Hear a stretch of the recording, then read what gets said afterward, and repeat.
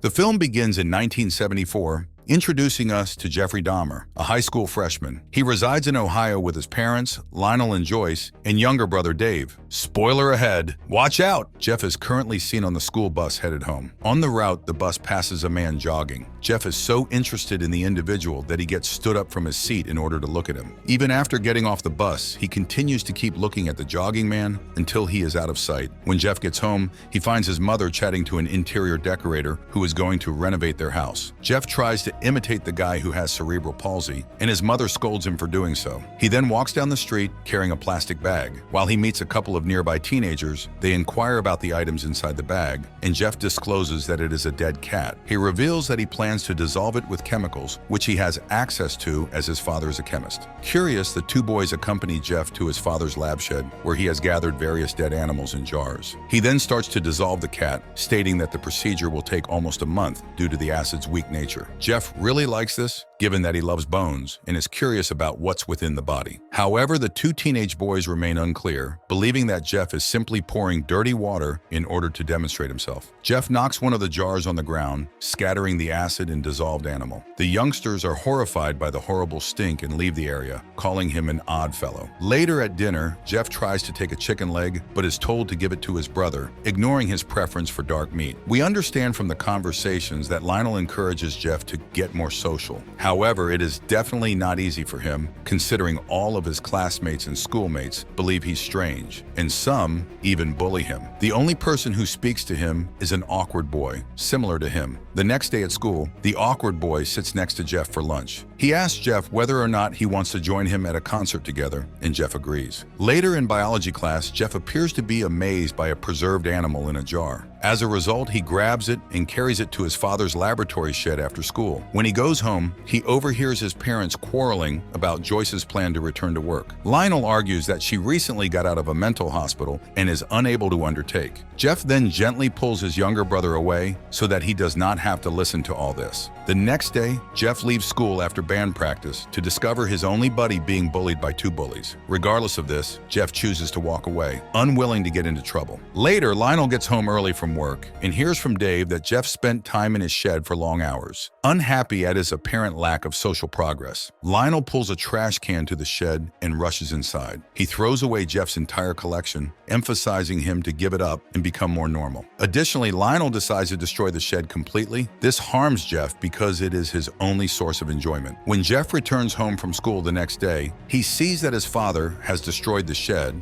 as promised. Nonetheless, he grabs through the destruction and recovers a few animal bones. Jeff sits by the roadside, rolling the bones in the palms of his hands and observing the jogger pass by. Later at home, he gets into a talk with his father, who takes time to apologize for his rude actions earlier. He confesses that he doesn't want Jeff to become like him. He spends a great deal of time in laboratories and has few companions. Lionel gives Jeff dumbbells so he can work out. He hopes this could bring peace into Jeff's mind. The young man accepts it and begins to work out, but he remains faithful to his passions. He secretively spends his days out in the woods, catching animals in order to collect their bones. One day, a history teacher asks Jeff a question, but he does not respond. When the teacher pressures him, he replies in a ludicrous tone, replicating the previously met interior designer's voice. Undoubtedly, his act causes the entire class to laugh, and Jeff considers it as a chance to make new friends. Simply imitate persons with cerebral palsy all day. As a result, he makes odd sounds and motions when he walks down the passageway. Oh, and he pretends to have a seizure to encourage everyone to laugh. And this actually worked well. One day, a group of boys called John, Neil, and Mike believe he is funny. Ask him to join their group for lunch. The trio considers it so amusing that they decide to form the Dahmer fan club. The four guys get together with such ease that they start planning big pranks to cheer up their senior year. They proceed by having Jeff make odd noises in the library and blaming it on someone else. Then they dash down the hallway, acting to have seizures. In the midst of Jeff's supposedly enhanced social life, he learns that his formerly drug addict mother has relapsed. He tells her to hurry up to see a doctor, but she ignores him. Despite all of his worries, Jeff takes on his daily routine. In the following scene, the four pals plan a further prank for the school's yearbook. By this time, Jeff gets up with his idea that his face must appear in every club photo, regardless of the fact that he is not in any. The group thinks it's a great idea and decides to do the same. The following day, they carry out their strategy. Jeff is present in all photos. While everyone smiles, he maintains a flat, monotone expression on his face. After school, Jeff welcomes John home and enthusiastically informs his father that he has joined numerous clubs this year. His father, on the other hand, is distracted by an argument with his mother. The fight ultimately leads John to feel awkward, which is when he excuses himself and leaves. Despite this, Jeff continues to carefully observe the jogger, as if he has formed a crush on him. Until one day, the pals manage to be chilling out when the same jogger arrives. Mike introduces him as Dr. Matthews, who happens to be their family doctor. Later, Jeff comes home and discovers his parents arguing once more, so Lionel takes a bottle of liquor to settle himself down. However, Jeff carefully grabs it later. He starts drinking after this. The next day, Jeff and his pals are casually conversing at school when they are joined by a drug dealer student. He shows them a pocket knife that was handed to him by his father. He utilizes it to cut himself and then start licking his own blood. Except for Jeff, the rest of the crew finds it disturbing, so they leave. Jeff turns into an alcoholic over time and occasionally attends school while drunk. One day, he takes an overnight school tour to Washington, D.C., where he shares a room with Charlie, the only black student in the entire class. Jeff cautiously observes him and then moves forward to ask him an unsettling question: whether a black person's internal organs are the identical color as a white person's. Charlie is immediately surprised, but he is undoubtedly used to discriminatory concerns, so he chooses to ignore him. The next day, while traveling through D.C., the boys joke about securing an interview along with the vice president for their school newspaper. Jeff takes this seriously and heads to a nearby phone booth to call the White House. Much to everyone's surprise, he gets a pass into the building. They then enter the White House and get the opportunity for a brief discussion along with the vice president, which makes them extremely happy. After their enjoyable journey, they return home in a positive tone. However, Jeff's enjoyment starts to fade when his father informs him that the couple is on the verge of divorce. This news strongly upsets Jeff. To make matters worse, he can't get his mind off Dr. Matthews. He then seeks medical help. Matthews undertakes a complete body checkup, and while performing the hernia examination, he is disturbed to see that Jeff is experiencing an erection as a result of this experience. Jeff becomes aware of his sexuality, therefore he remains silent while his buddies discuss girls. His friends eventually notice how strange and disconnected he has become, and the story shifts to the day that the yearbook photos are finally printed. The boys smile when they see Jeff in every single shot, but the teacher observes this and uses a pen to wipe him out. Meanwhile, Jeff finds himself submerged in his parents' upcoming divorce, along with his sexual awakening. In order to overcome, he locks himself inside his room and dreams about embracing Matthews. On the other hand, Jeff's buddies have been hanging out until a couple of their classmates make fun of them for being uninteresting since they haven't seen Jeff in a while, challenging John Betts to get Jeff to execute a fake seizure at the mall this weekend. Neil is disappointed with hearing this, since he believes they are exploiting Jeff as an entertainment toy.